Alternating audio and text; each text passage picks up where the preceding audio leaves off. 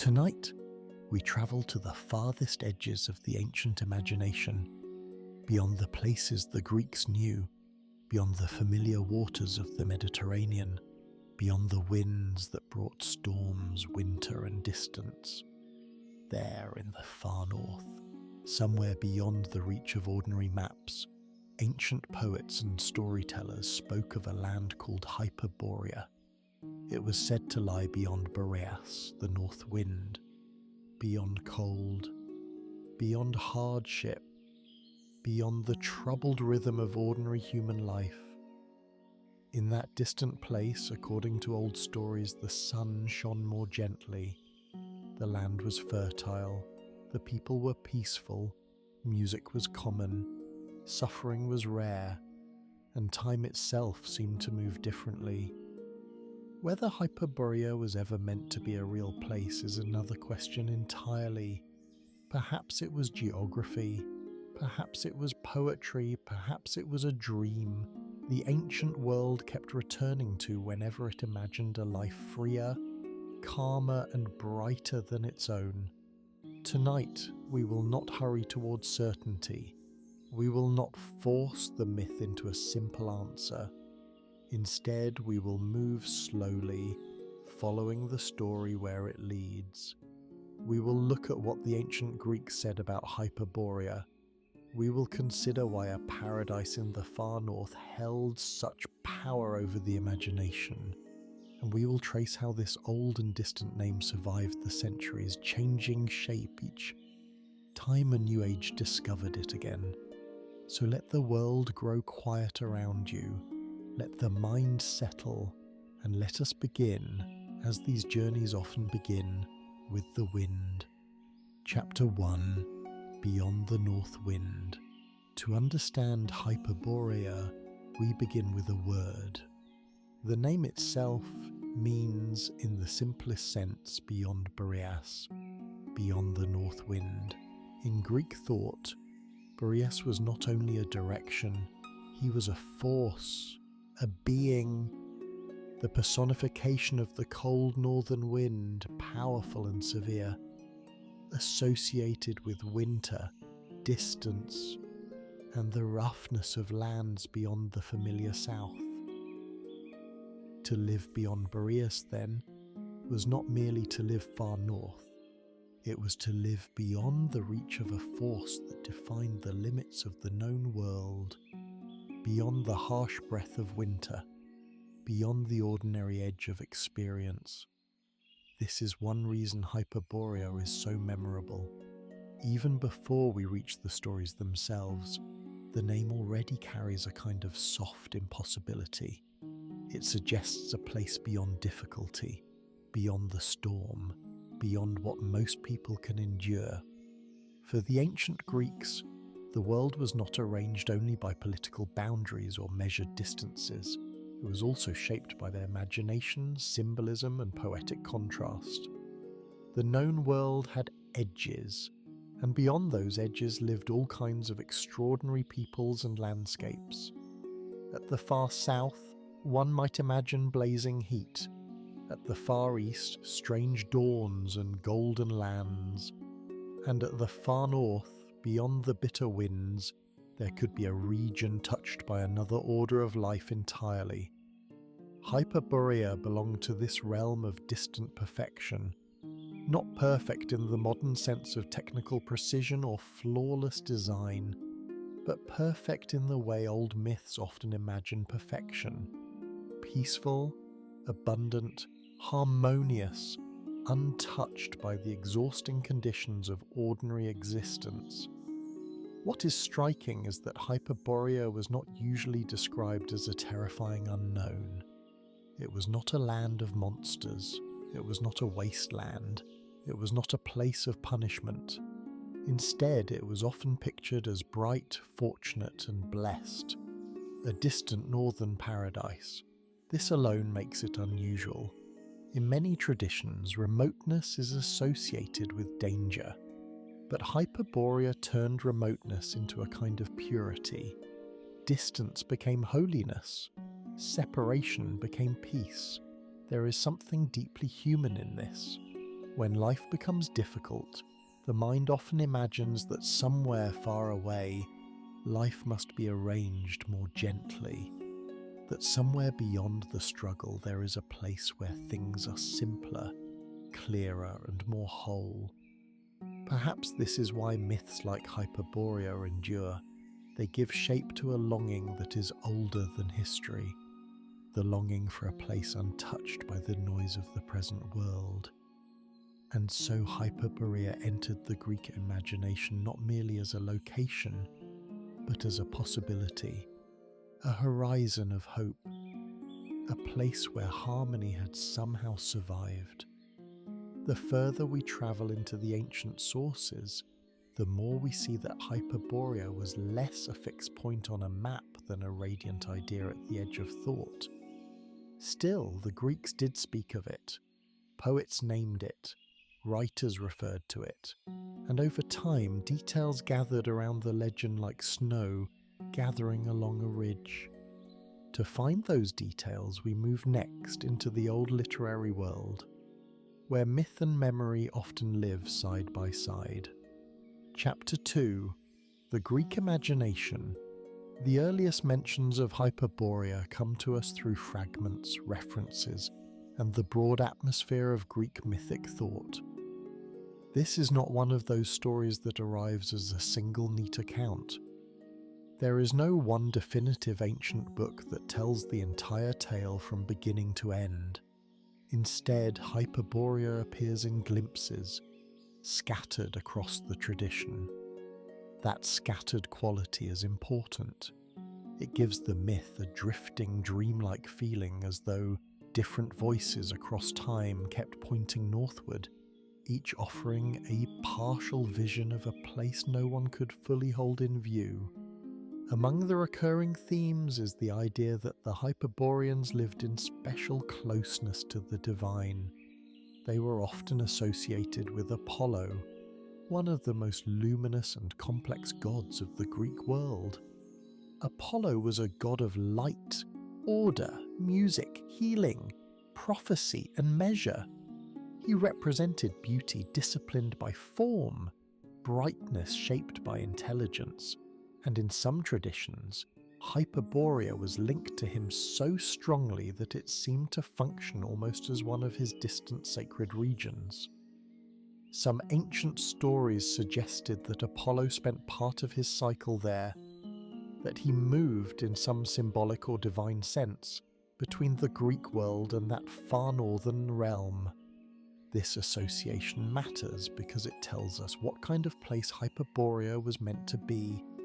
It was not merely remote, it was ritually pure, musical, orderly, radiant. In some accounts, the people of Hyperborea lived long lives. In others, they honoured the gods with songs, dances, and offerings. They are sometimes described as free from war, free from disease, and free from the heavy sorrows that shape ordinary human life. We should not read these details too literally. Myths often reveal more through mood than through measurement. The Hyperboreans are not described the way one describes a neighbouring people encountered through trade or diplomacy. They are described the way one describes an ideal, and yet the Greeks often spoke of distant peoples with a mix of imagination and curiosity. The line between ethnography and myth was not always sharp in the ancient world.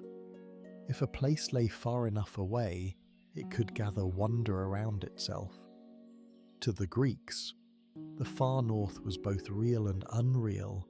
There were lands there, certainly. There were tribes, mountains, forests, rivers, and snow. But beyond what was known, a different kind of space opened up. One where poetry could continue the map when geography stopped. Hyperborea emerged in that space. Not as a practical destination, but as a meaningful beyond. There are also references to sacred gifts said to come from Hyperborea, passed from people to people until they reached Greek sanctuaries. These stories suggest not only distance but connection. The far north was not completely cut off. It stood at the edge of the world, yet somehow sent signs inward. This too feels symbolic. The perfect and distant land does not remain entirely separate. It sends trace tokens, rumours. The Greeks often did this in myth. They allowed the unreachable place to brush lightly against the ordinary one, just enough contact to keep wonder alive. The Hyperboreans then were not monsters, nor tragic exiles, nor conquerors. They were fortunate beings living in a state of sacred distance, a people imagined in the language of blessing. That tells us something profound about the ancient imagination. When the Greeks wanted to picture a life at peace with divine order, they did not place it in the centre of political life. They placed it far away, in a land untouched by the corruption and struggle of the familiar world. How far away? Far enough that it could remain ideal. If a paradise is too close, reality quickly spoils it. But if it lies beyond mountains, beyond winter, beyond the habitual routes of travel, then it can remain suspended in possibility. And so Hyperborea drifted at the edge of cultural memory, never fully defined, never fully lost. In time, the idea of that distant northern realm would gather another layer of meaning, not only as a place connected with gods, but as a vision of life free from the conditions that most humans must endure. To understand that side of the myth, we have to linger a little longer in its atmosphere. We have to ask what kind of longing this northern paradise was meant to satisfy. Chapter 3. A paradise at the edge of the world. Many cultures imagine a golden age, a hidden valley, a fortunate island, a garden untouched by decay. Hyperborea belongs to that large and ancient family of dreams, but it has a distinctive character. Its paradise is not tropical. It is not lush in the heavy, overripe way of some southern visions of abundance. Instead, it feels clear, airy, and remote. Its beauty is northern. This matters more than it may seem. The northern paradise is not merely comfortable. It is purified by distance, by light, by cold held at the boundary, but somehow not allowed inside. It is a land that has crossed beyond hardship without becoming heavy or indulgent.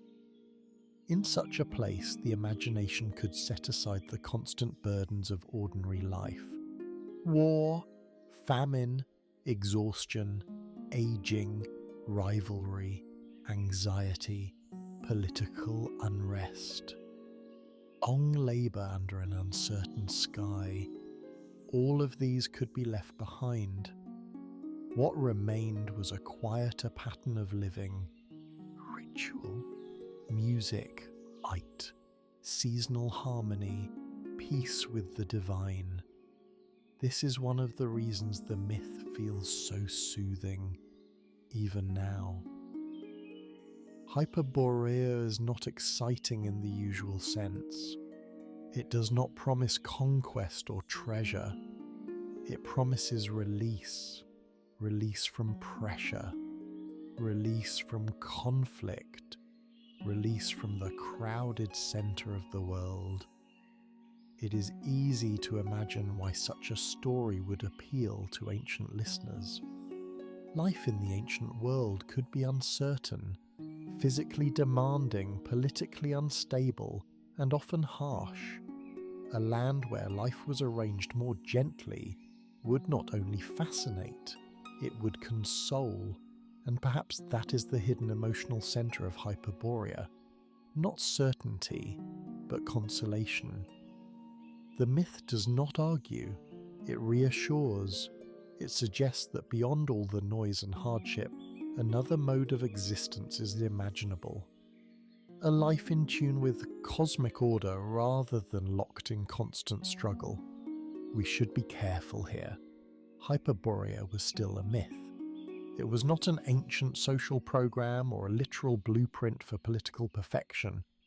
But myths do not endure by accident. They survive because they answer some recurring need of the imagination. Hyperborea answered a need for distance, for purity, for a place beyond decay, and the farther north one placed it, the stronger the contrast became. The north was already associated with cold, wind, and limits. To say that beyond those limits lay blessing was to reverse expectation. It gave the myth a special brightness. There is also a subtle beauty in the fact that Hyperborea remains hard to picture clearly. It is not described in rigid detail. There is no precise architecture to memorize, no stable city plan, no exact route. This vagueness is not a weakness. It is one of the myth's strengths. A too detailed paradise begins to feel like propaganda or tourism. A half-seen paradise remains dreamlike. Hyperborea survives because it is defined just enough to be felt and not enough to be exhausted. The people there are blessed, but not over-explained. The land is distant, but not fully charted. The relationship to the gods is real within the myth, but not systematized into dull certainty. So the imagination continues to drift there, again and again, century after century. It is also possible that stories of northern peoples, however partial and distorted, fed into the myth. The Greeks knew that lands existed far beyond their ordinary horizon. Travel, trade, and rumour carried impressions from place to place. As those impressions moved, they changed. They brightened, they blurred, they merged with older symbolic patterns. That is how myth often grows. A little geography, a little distance, a little longing, a little sacred imagination. And once such a place enters cultural memory, it becomes available for reinvention. Later ages can find it again and ask new things of it. That is exactly what happened to Hyperborea. The old Greek paradise did not remain only Greek. Its name passed onward, and as it passed, it chose. What had once been a distant blessed land in myth became in later centuries something stranger, heavier, and sometimes darker. To follow that change, we move now away from the ancient world and into the long afterlife of the legend. Chapter 4. Reinventing Hyperborea. Many old myths fade quietly. They remain in books, perhaps, but no longer stir the public imagination. Hyperborea did not vanish so easily. Part of the reason is that it offered later thinkers a remarkably flexible symbol. Because the ancient accounts were scattered and incomplete, new ages could return to the name and reinterpret it according to their own desires. Some treated Hyperborea as a poetic memory of some real northern region. Others treated it as a hidden center of primordial wisdom.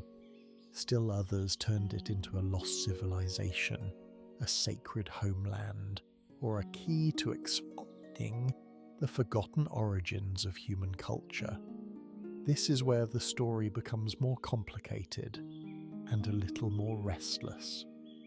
When later readers encounter a mythic place only half defined, they often try to finish the picture. They ask, where exactly was it? Who lived there? What happened to them? Did the old story preserve some buried historical truth? These are understandable questions, but they can also pull a myth out of its natural register and force it into a kind of certainty it was never meant to bear. In the modern era, especially from the 19th century onward, a wide range of writers, mystics, occult thinkers, and speculative historians became fascinated by lost civilizations and hidden origins. Atlantis, Lemuria, ancient wisdom traditions, secret lineages. Hyperborea fit easily into this broader hunger for remote beginnings. Its very vagueness made it useful. It could be attached to theories about race, migration, spiritual origins, or vanished continents. Here we need to slow down and be careful, because once myths of origin are taken up by modern ideological systems, they can become dangerous. Some later uses of Hyperborea were relatively harmless, treating it as a mystical symbol or an imaginative memory of the far north. But other uses tied it to grandiose and harmful theories about civilizational superiority, sacred bloodlines, or imagined ancient master peoples. This is one of the sadder chapters in the afterlife of old myths.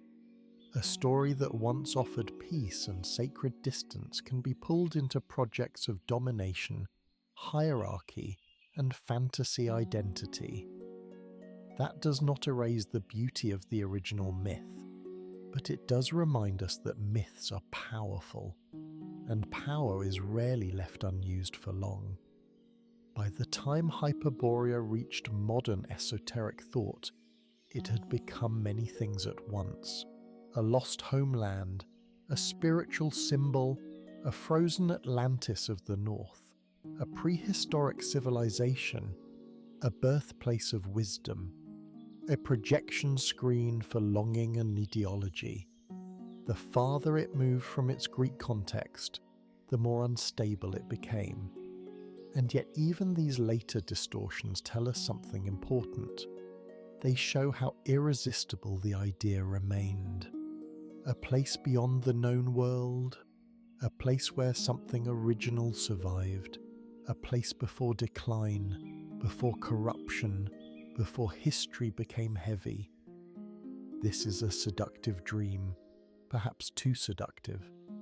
For some, Hyperborea became a way of imagining purity. For others, a way of imagining escape from modernity. For others still, a way of explaining human history through mythic simplification rather than evidence. But under all these layers, the original emotional force of the myth still flickers, the dream of a region beyond conflict, beyond spiritual exhaustion, beyond the ordinary weather of life. If we are to recover anything worthwhile from Hyperborea now, it is probably not a literal geography, and not a political fantasy, and not a secret history.